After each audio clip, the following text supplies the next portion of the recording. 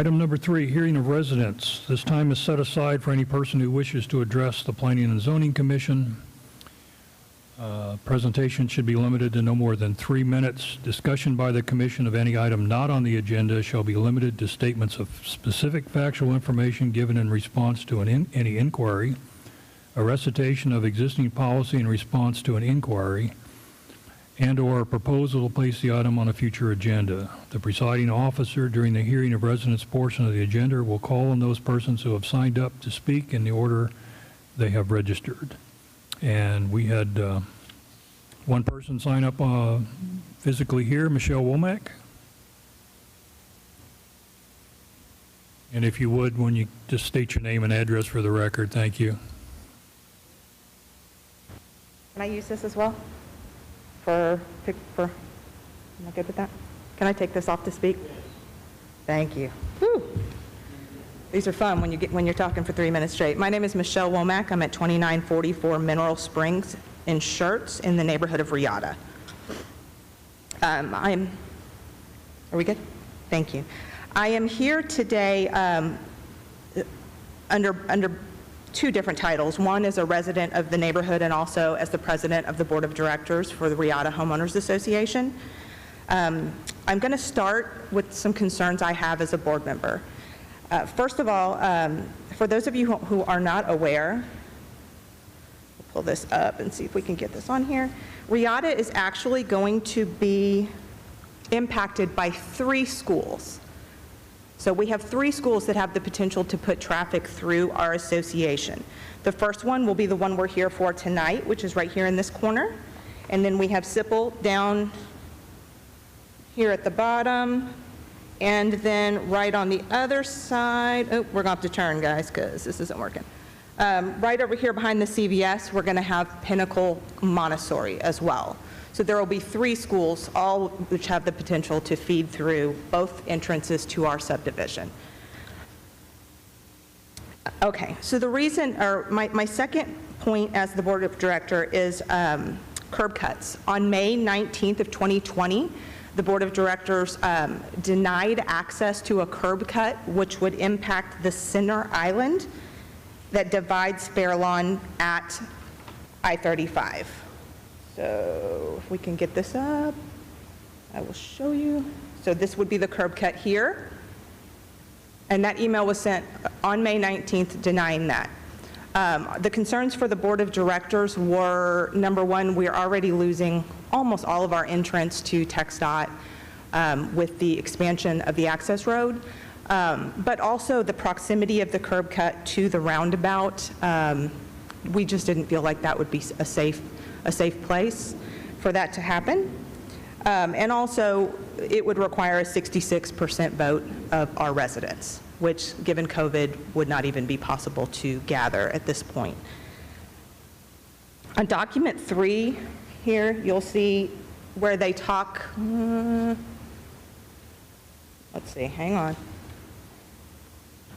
That's upside down, but I guess we can see here. We can see the numbers that we're talking about here as far as left-hand turns.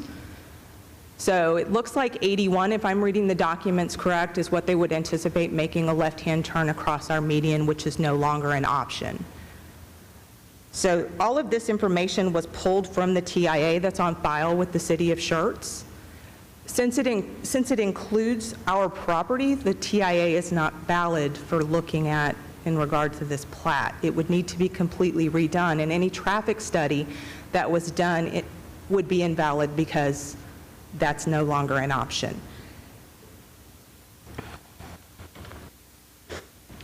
I would like to also talk about, I know there's been some differences between the TIA and what was on the agenda for tonight.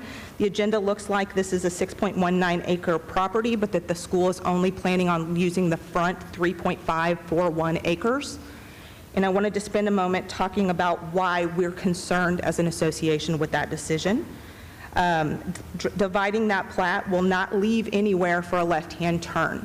The other exit to this property, as indicated in the TIA, is right at the roundabout. Let's see if I can pull that up here too. We'll fold this, see if it'll fit better. No, we're going to go here. Okay, so you can see right here, this would be the secondary turn. I've lived in my neighborhood a long time, and I will tell you that roundabout to I-35 is an accident waiting to happen more often than not. We got some signs put up that have alleviated that, but this entrance right here would cause the problems to come back all over again. It's literally dumping out into a point where people will think they can make a left there and cut across, and that is not proper flow of traffic, instead of making the whole roundabout. I will tell you as a homeowner association board of director member that most one-vehicle accidents that occur on homeowner association property are not reported. They hit it, they damage it, they walk away. So there's an expense incurred to the association every time something is hit or a curb is taken, or we've seen people literally do Dukes of Hazzard, do that big roundabout, and they just don't report it. So, so there is definitely, a sense of concern as far as what those accidents would cause us should they continue to happen, and that's just not a good placement. So when I talk about dividing the acreage here, so this leaves the entire back portion of the property undeveloped, but there is an actual exit that makes more sense on that back part of the property. In our city master plan, there is a 2-lane road that would divide the residents on Ashwood, the back of their fences, and that roundabout. And if you were to put the exit there, there would be less cause for accidents or wrong-way turns. Unfortunately, though, the way it is currently platted and the way the TIA currently stands, that's not an option. So my request would be, before we move forward, that we really take a good look at this plat before we make any decisions about any kind of division, particularly when we're talking about the safety of our residents, the safety of traffic, and future use where it makes sense. Accident history, I just talked to you about, and so I'll skip over that, sorry. My other concern, particularly with the placements of these entrances and also the flow of traffic as a board of director member, is the impact on emergency services. I know in the TIA it states that's a pretty wide road. It's not really as wide as you think as far where it's divided. And it might be okay with 2 vehicles, but is it going to be safe if there is a queue when we're talking about a fire truck or an EMS vehicle? Is if this is to queue back onto the access road, is it going to cause a problem as far as our emergency services accessing our properties? Or are they going to have to come in through the back? If it is going to cause any kind of concern as far as emergency services accessing our neighborhood, it's definitely not something we need to be looking at today, I would hope. Now, as a resident, I wanted to add also traffic safety for SIPL schools, or SIPL students. SIPL Elementary is in our neighborhood. We have kids that walk to and from school every day. Our bus stops are also along Fairlawn. If you're looking at 25% of these students coming through Fairlawn, that's an increase of traffic and also an increase to safety issues for our students. So I want to make sure when we're looking at this that we're taking into consideration, again, the increase in traffic and how it'll impact safety to our students, to our parents who are also walking, to our crossing guards, and also, again, that this isn't just 2 schools, this will be 3 entering our one neighborhood. Stacking is also an issue for me. Stacking, I've read the reports, and I've seen what we're looking at with the 1,100 linear feet. That's accommodating 55 vehicles. If we're looking at the math of 20 feet per vehicle, with 102 parking spaces, but that includes staff. Most charter schools don't have buses, so unless this one is different, I really don't understand how 55 vehicles plus, let's just say 60 parking spaces equates to 350 students. More often than not, charter schools, and even public schools, I mean, we have stacking that occurs down the road at SIPL. They do stack onto the main roads. It happens. Fairlawn is not a long road right there. You're not going to have a long stack. So if we look at stacking, it has the potential to stack onto the access road. Well, That's great, except we're also moving the IH-35 exit, and that exit will move back closer to Belmont. So we're going to have people coming off the highway going 70 miles an hour trying to get in the right lane because they're going to either exit our neighborhood or 1103. That's where the majority of the traffic goes there. And they have the potential to be coming into parked vehicles. Not parked as in empty, but parked as in queued. And so for me, that's a big safety issue, not only for the people on the access road, but for the students, for the parents who are sitting there trying to get into the facility. So I think that's all I have for today. Yeah, I'll probably have more later and send emails, but just to close again, I would hope that because the TIA is not valid and because we're talking about a split of a 6-acre property, that we please take that into consideration before we vote tonight, particularly because the exits that are currently listed are not going to work. Thank you very much. You're more than welcome.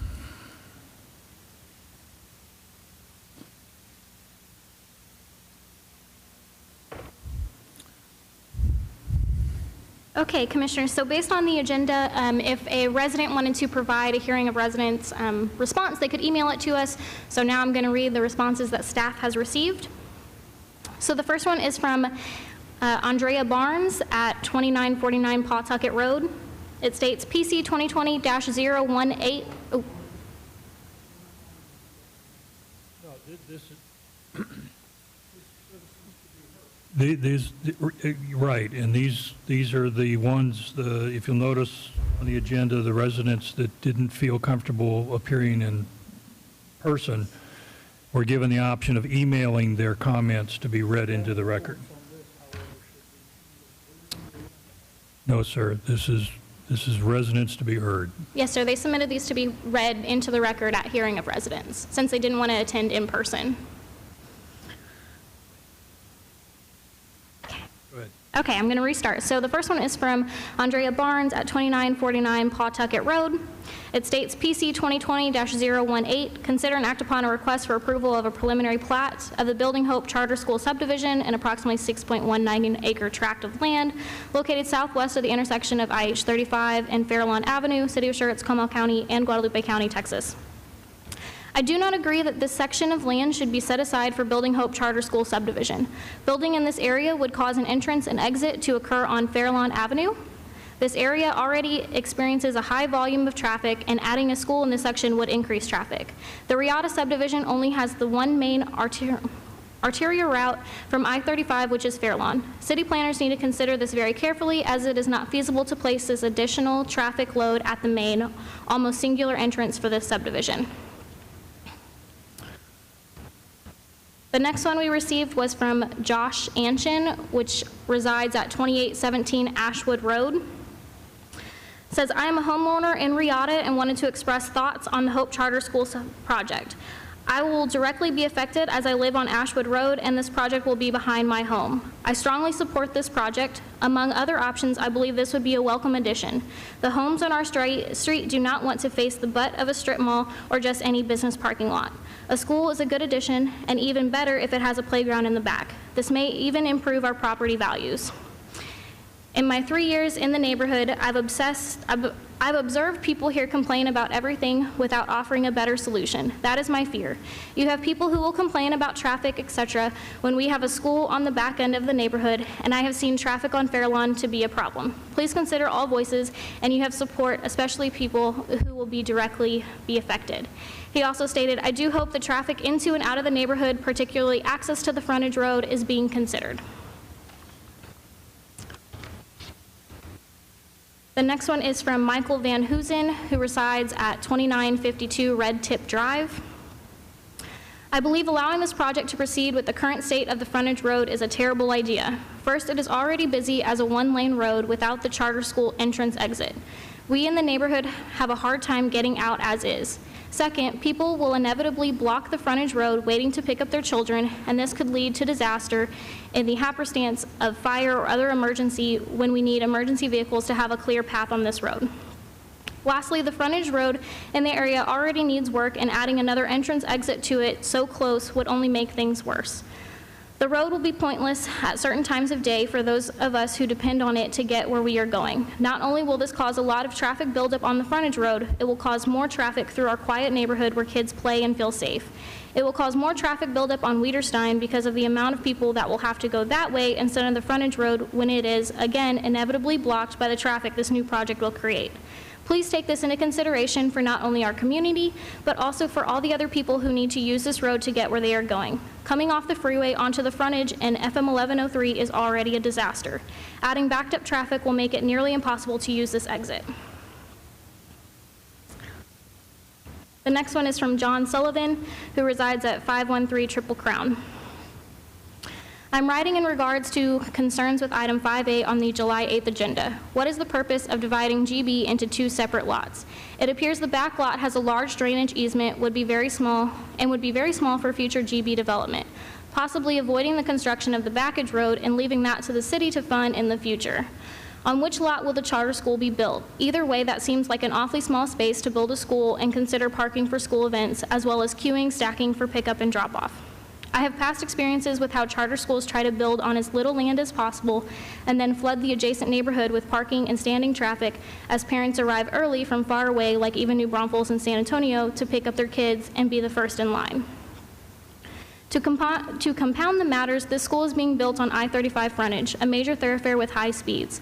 Personally, I'm not a fan of schools on 35 frontage for learning environment reasons, but in this case, I'm even more concerned about traffic congestion and the potential for accidents with extra conflict points. It is even worse for Riata residents that will now have to deal with school traffic at both their entrance/exit points. They already have increased traffic passing at their Fairlawn I-35 entrance for simple parents headed to from I-35 after drop-off and before pickup. Hopefully there is some requirement to account for the intense traffic issues such as queuing and stacking like is done when public schools are built in the city. I worry we will end up having to staff Schertz PD in the area each school day to keep everything safe and orderly. One final note. I have always wondered how the circle feature on Fairlawn Avenue would be incorporated with the backage road. I thought it would make sense as a more formal roundabout that is more functional and less dangerous. Hopefully this opportunity can address that, but I am concerned that dividing the plat into two lots will make that much more difficult. And then the final one is from Robert and Cheryl Ben, who reside at 2945 Winding Trail. Building Hope is a firm that provides facilities for charter schools. It is not the ultimate user of the facility. No information about the impact on infrastructure, such as traffic load analysis, was provided with the agenda. Absent that, it is impossible to consider the implications of having a school at each of the two Fairlawn entrances, two exits from the subdivision. More information is required before any reasonable expectation-based decision can be made. The improvements to FM 1103 already drive additional traffic to Fairlawn and Belmont Parkway. Improvements to the I-35 access road will affect availability capacity of that entrance, will likely close it during construction to the Riata subdivision. Situations causing additional congestion on Fairlawn should not be permitted until those improvement projects no longer drive load and or capacity on that street. Bottom line, we see insufficient information to support a decision. Once additional information is available, timing should be considered relative to the FM 1103 and I-35 access road projects should the proposal be approved. Thank you, Emily. We pulled the sign-up sheet a couple minutes before the meeting actually started. Is there anyone in the audience that would like to speak that didn't get a chance to sign up? No? Okay, thank you. This item is not on the agenda for discussion, but in accordance with what I read about the ground rules, I would like to make a few comments. Number one, Ms. Womack and I had a discussion on the phone yesterday, and what Planning and Zoning is doing this evening is a preliminary plat. And all a plat does is define the property boundaries. Any easements, any right-of-way, things like that. It has absolutely nothing to do with the site plan other than the boundaries. It doesn't even address ingress and egress unless there's an easement required. In addition, the entire frontage along Interstate 35 North is already zoned general business.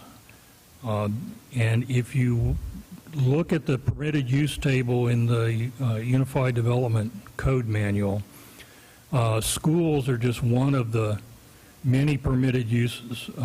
You can see movie theaters, retail, drive-through food establishments. All of those kinds of things are permissible in general business zoning. So while we're focusing, or your comments are focused on the school, I'd like everyone that's interested in this project to understand that that is just one of the many uses, and those are permitted without any intervention by planning and zoning or the city council. Okay? Now, what you've accomplished this evening by either being here in person and speaking on the record or sending your comments in by email is those comments have now become part of the record. They are more appropriate to a review of a site plan, which is not something that the Planning and Zoning Commission does unless it's on appeal. Site plans are approved by staff. Well, those folks are here tonight and they've heard your comments, and hopefully they will take those into consideration when they do the site plan review. Okay? All right, moving on. Item number 4 is the consent agenda. We have one item, the minutes from the June 10th, 2020 regular meeting. Commissioners, do we need to pull that for any discussion? If not, I'll entertain a motion. Make a motion to approve the consent agenda as presented. Oh, is Mr. Haynes? Okay. I have a motion from Commissioner Greenwald, a second from Commissioner Haynes to approve the consent agenda. Any further discussion? Call for the vote. Aye. Aye. Aye. Aye. Aye. Aye. I got to count real quick. There's, what, 6 of us here tonight, right? Okay. Okay, 6-0, motion passes. Item number 5, items for individual consideration. Again, we have one item this evening. Item A, PC 2020-018, consider and act upon a request for approval of a preliminary plat of the Building Hope Charter School subdivision, an approximately 6.19 acre tract of land located southwest of the intersection of IH-35 and Fairlawn Avenue, City of Schertz, Comal County, and Guadalupe County, Texas. Emily? Good evening again, Commissioners. So to get your bearings, the subject property here is outlined in yellow, IH-35, the frontage road, Fairlawn, and then this dashed blue line is actually the county boundary. So you can see the majority of it is in Comal County, and then just a small sliver is in Guadalupe County. So this is the overall plat sheet, and I wanted to zoom in so you can actually see the 2 lots that are being proposed. So it is a preliminary plat for approximately 6.19 acres. Specifically, Lot 1, which is shown here, is 3.541 acres. It has frontage along 35 and Fairlawn. And then Lot 2 is 2.029 acres and does have frontage along Fairlawn. The TIA study that was submitted with the preliminary plat certification request was approved by Schertz Engineering and TxDOT, along with TxDOT providing a no objection letter to access and drainage for the proposed preliminary plat. In terms of access, TxDOT has stipulated that the Building Hope Charter School subdivision is not eligible for an access onto I-35 frontage due to the proximity of the intersection of 35 and Fairlawn. That means that all access would be taken off of Fairlawn. In terms of road improvements, TxDOT, this is part of TxDOT's overall 35 plan, so they did not ask for any road improvements, but they are asking for 0.34 acres of right-of-way reservation, which is shown on this sheet in orange, along 35. With the preliminary plat, there are no road improvements required to Fairlawn. However, the TIA and any road improvements will be further assessed with the final plat and the site plan, which will be required for any commercial development on the lots. The current proposal states that Lot 1 would be used for a potential proposed charter school, and the TIA does mention that a right decel and turn lane would be required on Fairlawn to be constructed to assist in congestion and traffic, along with the TIA providing some requirements for stacking on site if that the proposed charter school does actually come to fruition. At the southern end of Lot 2, you can see here in green, according to the master thoroughfare plan, there is a 70-foot wide residential collector that is being proposed for dedication with this plat, along with a 25-foot ingress-egress easement that would be from that residential collector up into Lot 1, which is shown by the yellow. The construction of that residential collector would be required with the final plat of Lot 2. The preliminary plat has been reviewed by Engineering, Public Works, Fire, and Planning, and staff is making a recommendation of approval based on the preliminary plat meeting all of city's ordinances and regulations. That's it. All right, thank you. Commissioners, comments, questions? How many square foot of the school are they proposing? So at this time, it's just the preliminary plat. They haven't submitted a site plan. No problem.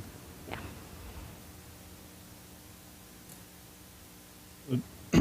Does this plat show the access off of Fairlawn? Is it on this plat? It is not. So that will be the true access that Ms. Womack showed as part of the TIA study. That'll actually be reviewed with the site plan. That's when those entrances are actually nailed down for the development. My concern on this one is a lot that has to do with what's already been discussed in the public comment. It's the access onto Fairlawn and the congestion this is going to cause on Fairlawn. It's the traffic circle. Is the traffic circle actually necessary? Could that traffic circle be removed and have Fairlawn just a straight drive-through? And if so, who might pay for that? Because and we have to look in the future with the residential collector down there on the master thoroughfare plan, having that so close to the traffic circle, I don't like that arrangement either. I don't think the traffic circle is big enough. When this development was built, I don't know how many years ago, it looks nice, it works okay, but when you start putting general business activities on Fairlawn and you don't have any other access but on the Fairlawn, it's going to make this place a nightmare. I don't care what you build on. If you build a school, you build a quick trip, you build whatever you build. If you can't get there from 35, Fairlawn is going to be a mess. And we all know how schools go. People are going to line up before school, line up after school. Fairlawn is going to be a jungle. It's going to be an accident looking to happen. I don't like the whole thing. And then we have the drainage easement on lot 2. Are we going to be able to put a drive in that way? Can we put a driveway through there or an access through there? I don't think we can. I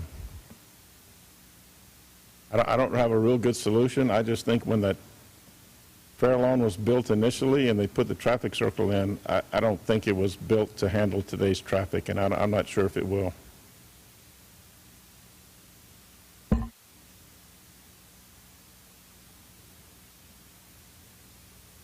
Just full disclosure, this is my neighborhood, so I'm thoroughly familiar with the proposal as well as the traffic, the roads and everything. One thing I want to make sure that the commission does understand is that there's a center median that goes down Fairlawn from I-35 to that traffic circle that is private property and it belongs to the HOA, as well as the traffic circle itself. The center portion of it is, if I'm not mistaken, is also belongs to the HOA. It's private property. So access comes with the litany of different things and that would have to happen to clear that out completely. I know it was put in there for traffic flow to slow things down. There's a lot of other things that have happened on there to slow traffic down. The bike lanes. There's a bike lane that goes down on both sides of Fairlawn from Sipple Elementary all the way to the IH-35 access road. This would actually take out a good portion of that on that northern end of Fairlawn. Besides that, I mean, that's really all I have.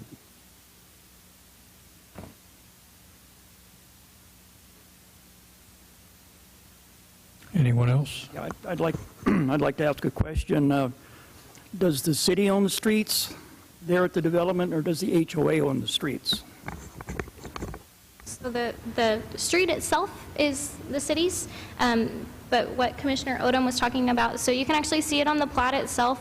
You can kind of see it here, and then identified by the circle. It actually, the median and that circle are owned by the Riata HOA, but the street itself is city street.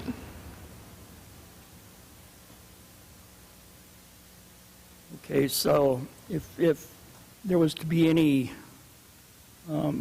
anything done with that, yeah, I'm going to call it a roundabout, because that's what it looks like.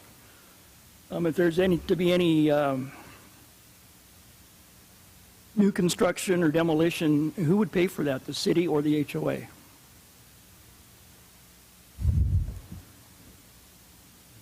Well, I'll save you the trip, Brian. I think the obvious answer is the roundabout is private property. If the city intended to do anything at all, remove it, modify it, that would all have to be, there'd be some kind of a sale, some kind of compensation. It would just be a complicated process because the city would have to acquire private property in order to do anything to that roundabout. That kind of answer your question? Yeah, somewhat. I just, I'm looking at this, and it looks like the HOA has a lot more property involved with that number, Lot 2, that Lot 2, Block 1, than it does with the Lot 1, Block 1. So any development on Lot 2, Block 1 in the future will probably be met with the same fight, the same negativity, is what I'm looking at. So that's just my thought.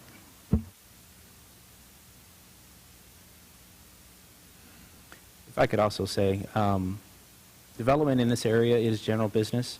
There's a multitude of different businesses that can go in here. Access is going to be an issue off of the I-35 access road for anything that goes in here. I think the residents' concerns mainly is just the flow of traffic during basically about a 2 to 3 hour time period, part of it in the morning, part of it in the afternoon, whenever the kids are dropped off and picked up. Other than that, it's going to be minimal impact, it seems like, in this area. A big sticking point, I think, and planning-wise, is that cut through that center median. That's the thing that would have to be negotiated, or at least maybe resubmitted to the HOA to try to get that cut through. With the cut through, taking a left-hand turn out of there minimizes the traffic. But if that's not possible, then we do get into the traffic flow issues and the congestion on Fairlawn, with a lot of traffic having to take a right turn out of there, going around the roundabout back to the IH-35 access road. So that's the main concerns. But the proposed school, there is no opposition for that proposed school. That's a perfect place, or perfect type of business for that neighborhood to be put in there. Nobody's opposed to that. It's just the traffic concerns.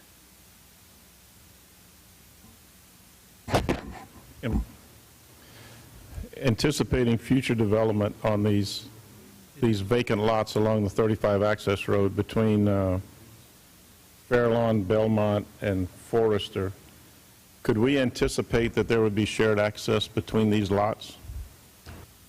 So from the city standpoint, any commercial lots in the city will make them have the ingress, egress, cross-lot access easement, like they're showing here in the yellow.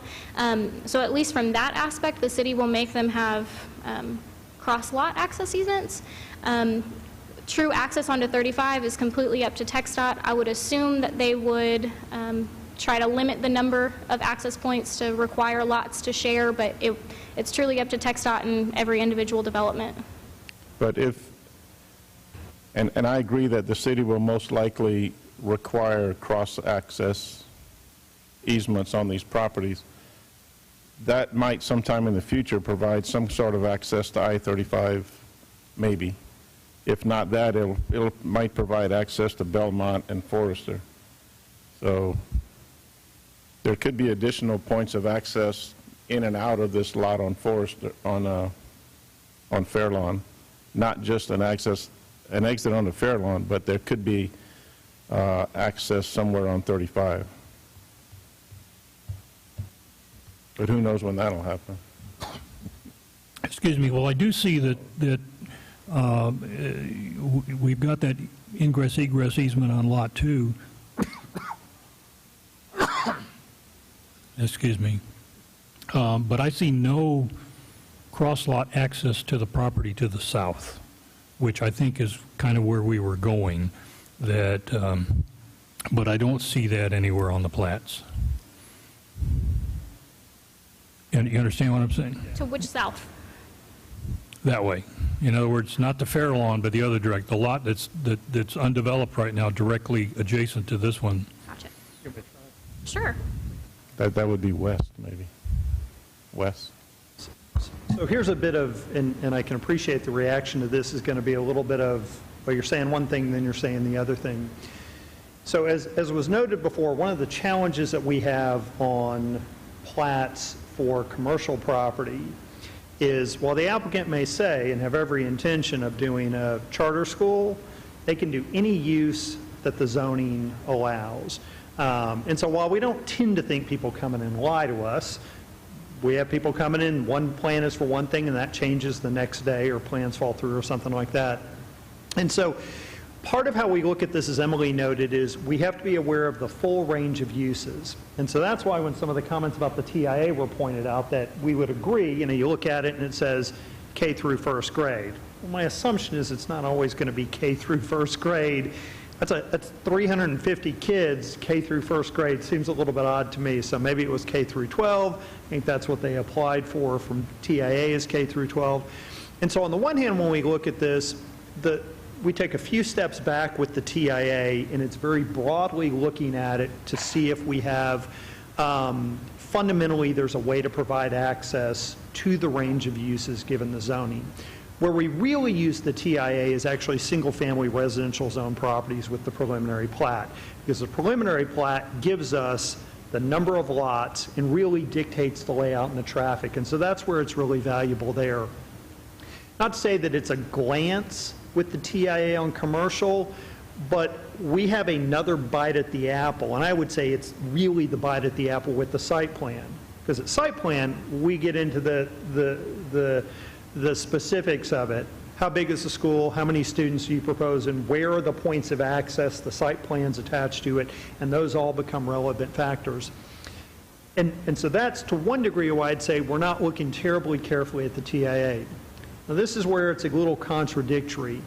However, the problem we have is that in Texas and a lot of places is zoning is separate from platting. Really what we look at with regard to zoning is lot width and lot depth and lot size. It's the only way that zoning affects the plat on this piece of property. But knowing the applicant has said it's going to be a charter school, assuming it will be, we have probably made some decisions on this that are different because of that than we would have otherwise. So for example, Mr. Bro, if they had walked in and said, this is going to be an office building, you were correct. We likely would have said, let's ensure that we get cross access to the property, and again, assuming north is up to the west, or call it south to San Antonio, because we would want cross access in all different directions, and that would be appropriate. And I think from what you heard from the resident and what we heard from some of the comments is, they are correct. Schools create very particular challenges and problems with regard to access and circulation. So as noted, I think the comment was good. No traffic generally coming out of it on Saturday or Sunday or in the evenings. But that AM peak and that PM peak, when you've got SIPL, when you've got everything else, that's when everybody's going to work. So if you think about it, traffic is worse during the school year than it is summer. So one of the reasons, and those who've been on TSAC know, we don't tend to do traffic counts in the summer, is we want that full count during the school year to see what it looks like. And so we double check the TIA to make sure that the counts that they took were done during school days, not holidays or off days or Saturdays.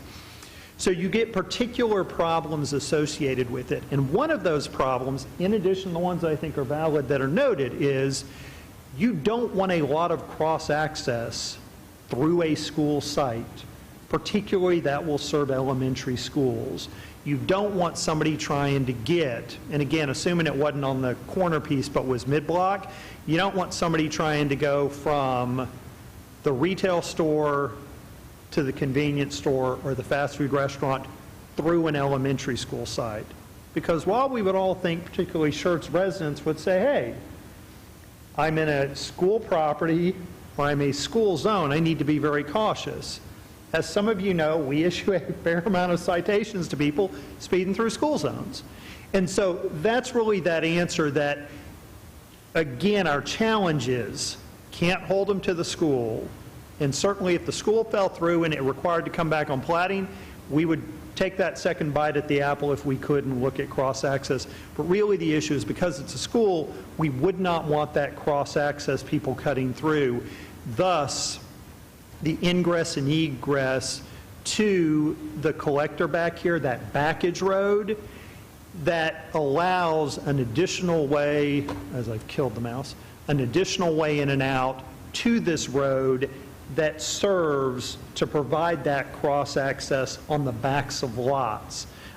That's really the answer. And so you're right, it's imperfect in part because, well, they've said it's a school, can't hold them to that. We look at it with the other. And the other, I think you heard some comments with this, is one of the challenges we certainly have, and it was well made, that because they could come in and likely will, perhaps, I don't know what the plan is, to do a final plat of this piece, they're not required to construct this road yet. That would come in when this piece develops, whenever that might be. And so we often have situations where for an interim period of time, traffic is worse or different, maybe it gets better, maybe it gets worse in a different way, until all those roads are improved. And those who've lived here a long time, like a lot of you, I guess now, as I look up, you see sort of peaks and valleys. It was okay at first, then it got worse, then we built some road and it got better, and then some new development came in and it got worse, then another road got built, and you kind of go back and forth like that. And that's a bit unavoidable, particularly because of the requirements we work with in the state of Texas as to what we can require people to construct and improve and things like that. And so I would say that, yeah, a lot of the things that we have heard tonight, we will take a strong look at with the site plan. Again, would agree, not a fan of a drive coming out onto a roundabout right near the intersection or the entrance to that. It's like having a drive approach too close to the intersection of a road. That being said, I will say this, the standard is very high for us to be able to deny that. We don't have the ability to deny because traffic is bad or not good or could be. We literally have to find a demonstrable life safety issue to be able to deny that. And so what we really looked at with the TIA here as sort of a heads up is don't disagree with the concerns of some of the residents. And I would fundamentally agree, traffic is going to be bad here when this opens up and when you have SIPL. That doesn't necessarily rise to the level to deny, and I think what we really look at with the TIA is the volume of trips coming out rather than the particular points. And it's, again, a pick your poison. There's no median opening here, and that's the right of the HOA. You're going to have people coming down, turning around, the roundabout, and coming. It really creates a problem for folks who are coming this direction, trying to get there. Likely they're going to have to go down, loop around, come down the frontage road to get to the site. I will say this, city staff has made it very clear, we are not a fan of schools, daycares, things like that, on the frontage roads of freeways, be it I-10 or 35. Fortunately, SCUC ISD has not done that, but you can see those issues in Northeast ISD, off 14, kind of around Parambital. You can see that up further north in Comal ISD where they have those as well. And even if it's not a freeway on major roads, Rose Garden poses some challenges for us because it's on 1518 that's so busy. So we agree with all of those comments. Again, would certainly encourage the applicant to work with the residents and sit down and hold a town hall meeting and walk through this. You know, even from what staff does, the residents who drive this every day are more intimately aware of what happens with traffic necessarily than staff is, that we go out a few times a week to look at it. And generally what I have found is you can find some solutions that are win-win. may not be perfect, but the residents may tell them something that they want to know that says, oh, that is a good idea, we should incorporate that in it. So that's the long-winded answer of why we wouldn't necessarily require the cross-access here, because we understand it to be a school, whereas if they had walked in and said, it's going to be a retail shopping center, an office building, they would have said, yep, then we want the cross-access across here as well. Thanks for letting me talk once. All right, thank you, Mr. James. Question, and it was mentioned in the residents' comments, and even though the TIA doesn't carry a whole lot of weight in a commercial development, because that TIA was based on the assumption they would have a curb cut and a left turn, which they now don't have, are they going to have to redo that TIA? So they will redo that TIA with both the final plat and the site plan. Okay, thank you. And what we really have here are the issues are being caused by two problems. Number one is TxDOT, and looking at the property line, it's 377 feet. So I assume they invoked their 400-foot rule and said it's too close for all of 23 feet. God bless them. And the other issue is that center median on Fairlawn, and this is the second time in my tenure here, short tenure on planning and zoning, where the city, there's a lesson here for the city and for the planners, okay? To more carefully, when you look at these master plans that come in, I assume we were happy to take the median or allow it to remain with the HOA because we didn't have to maintain it. But what we did is we gave away control of access to and from Fairlawn, just like we did over here on Kramer Farms, where as the fire marshal, I approved 2 driveways into WellMed, and it turns out the HOA kept a 1-foot no access easement, so that driveway can't be used. This is on my list of things to look at in the future. And I'm sure it makes the road look nice and all that, but you can see it turns into a problem. Now that said, karma it works both ways. Hypothetically, they put a Starbucks on that corner across from the school. Somebody that lives in Riata wants to go to Starbucks. So they go to Starbucks. How do they get back to their house? Now they got to go up the access road and either loop back around 1103 and, come in the back way. So, it's just something I think we as a city need to take into consideration, be a little more careful when we look at these master plans and be aware of what we're giving away. Now, that said, an observation. If this was Schertz Parkway, not the interstate, okay, we would deny a curb cut onto Schertz Parkway because of the access onto the other street. We've done that in the past, and that's in the UDC. So again, it's, I don't know, okay? I will remind the commission and once again restate to all the residents, we hear you, we understand, and I'm sure as you've heard, staff has some of the same concerns you do. But what we have before us tonight is a preliminary plat. And all that does is establish the boundaries of the property and any easements and access, well, it doesn't even do access requirements other than, so it's not a site plan, it's not a rezoning request, and we as a commission have very little authority. As a plat, it has totally nothing to do with the intended use of the property. Okay? It's simply a preliminary plat. Commissioners, any further discussion? Yes, sir. One question, I may have missed it earlier. Does this lot have 2 points of access? So with this, they would have access potentially off of Fairlawn, and then they would have access off of the residential collector, but those access points will be reviewed and decided upon with the site plan, not with the preliminary plat. Whereas like a residential subdivision, we make sure that those access points are on the plat itself. We don't do that with a commercial. Well, under our criteria, it says that one of the points under the criteria for approval is the proposed provision and configuration of roads, water, wastewater, so on and so forth, are adequate to serve the subdivision. We require 2 points of access for subdivisions, do we not? So I would say that this subdivision as a whole, which is both lots 1 and 2, could have 2 points of access during the final plat process and the site plan process. It could.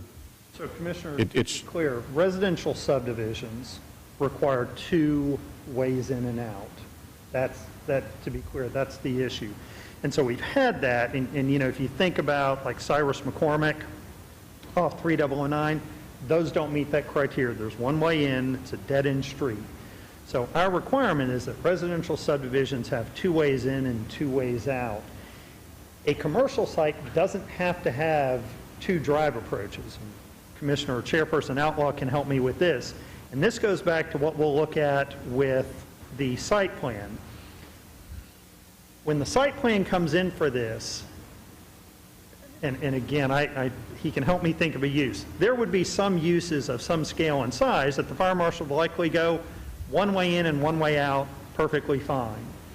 There would be other uses, and the one I always use is sort of a high-rise nursing home kind of a facility where the fire marshal is going to go, there's no way you're getting by with 1 way in and out. We need multiple ways in and out. So again, I think what Emily was trying to say is this property has adequate frontage here. It has a point of ingress and egress to right-of-way that's being shown as part of the overall plat.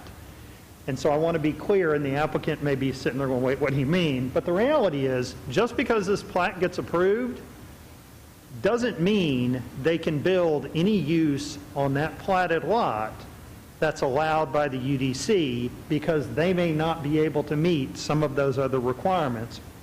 Or they may have to make improvements to mitigate that and deal with it down the way.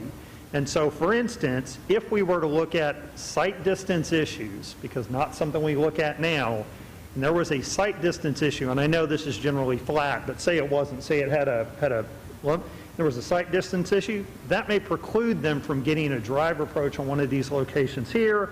They may have a use, and likely I think the school would require one, that would say, yep, unless you find some other way to get this built and get this built, your site doesn't work as it stands.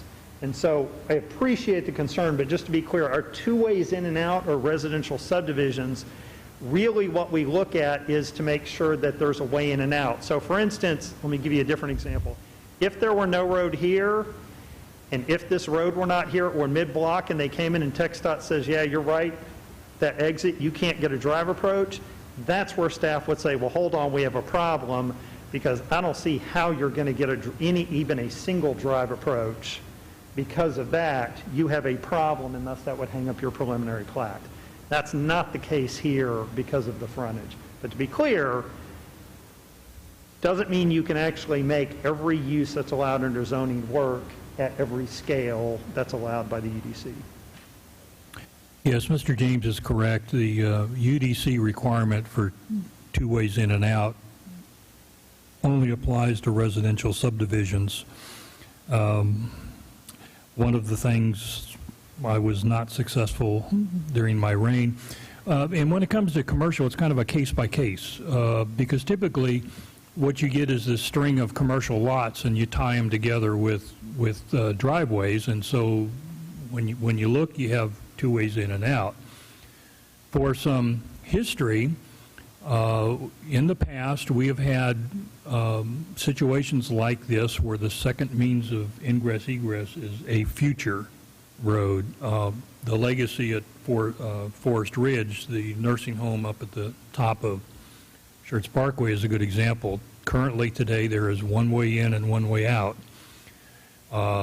In the back corner of that lot there is a driveway cut, or at least provisions for a driveway cut, or in the future, when they develop the property adjacent to it, and eventually that would lead down to Wiederstein. When Forest Ridge was developed, that subdivision, we went without a second egress point until almost the end of the subdivision, where Forest Ridge finally emptied out onto to Wiederstein. So what they're showing here is not untypical. Okay. Now, Mr. James, one more question, and maybe Emily, you can answer this, because well, it's sort of an answer, because even when we have that residential collector built, if they only build that short stretch, everything is still going out onto Fairlawn. Of course, it's coming out at probably a more advantageous point where it can navigate the circle. And you mentioned if they develop that lot 2, then they would build that street. I thought we'd kind of, we would give them credits, or? So a couple different things, just because I think I know where you're going. So when someone builds a road on the roadway impact fee CIP, it's a system road, they get credits toward, or offsets for their roadway impact fees. Not every road is a system roadway. Some you just build, you don't get credits for it. But yeah, they would certainly do that. The other part is we can use, and I believe it is a system road for the roadway impact fee CIP, we can use impact fee monies collected to go to build that. So say this piece didn't develop, that road wasn't there, this property came in, they said, well, you know, we really need to market and sell and whatever, we need that. In theory, if they were paying more impact fees, they could offset that by building that, or they could come to the city and say, hey, can you use those excess roadway impact fee monies you've collected to build this, which is what they're for. And so it could happen that way. Okay, thank you. Commissioners, any further discussion? Do I have a motion?